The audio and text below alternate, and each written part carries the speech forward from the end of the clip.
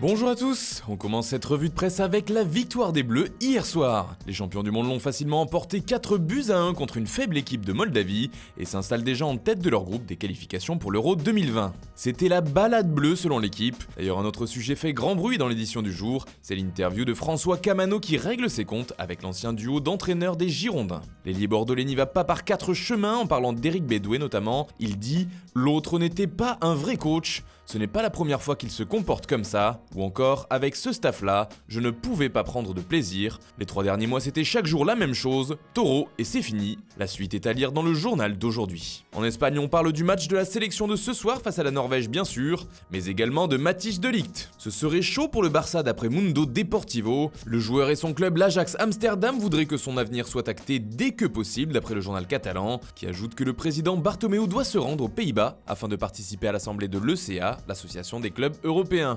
Un détour par les bureaux de l'Ajax est donc envisageable. Toujours selon Mundo Deportivo, le prix du transfert devrait être similaire à celui de De Jong, soit 75 millions d'euros. En Angleterre, les tabloïds font tous leur une sur un seul homme, Raheem Sterling. Auteur d'un triplé hier soir contre la République tchèque, Sterling a porté les Three Lions, victorieux sur le score de 5-0. Il était éblouissant pour le Daily Telegraph. Le Daily Mirror fait plutôt dans le jeu de mots et titre Hourra, Hourra, Hourraïm. The Times, de son côté, fait une référence à la célébration du joueur de Manchester City, qui a rendu hommage à une jeune victime décédée d'une leucémie. Le héros Sterling offre un triplé à son plus grand fan, titre le journal anglais.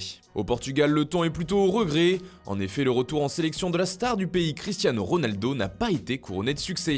Au contraire, les champions d'Europe 2016 n'ont pu faire mieux qu'un match nul 0-0 contre l'Ukraine. Balle à blanc, titre le journal Record, déçu de la performance de sa sélection, qui n'a pas réussi à scorer. Pour Ojogo, c'est un autre faux départ après les mauvais démarrages des Portugais lors des qualifications à l'Euro 2016 et au Mondial 2018. Enfin, Abola affiche un CR7 grimaçant et titre « Le visage de la désillusion ». Et puis on termine par l'Argentine où l'autre grande star du ballon rond a également fait son retour en sélection. Et là aussi c'est un échec. Au pays de Maradona, toute la presse, même les journaux non spécialisés ne parlent que de ça. Un retour sans gloire, titre Diaro de Cuyo. Pour Los Andes, c'est un nouveau coup dur pour le retour de Messi. Même son de cloche dans les colonnes d'El Tribuno, même avec Messi, impossible de connaître la joie, écrit le journal. Et enfin, El Ancasti parle d'une humiliante déroute de la sélection. Voilà, c'est tout pour ce matin, bonne journée à tous, on se retrouve très vite pour une nouvelle vidéo sur Foot Mercato.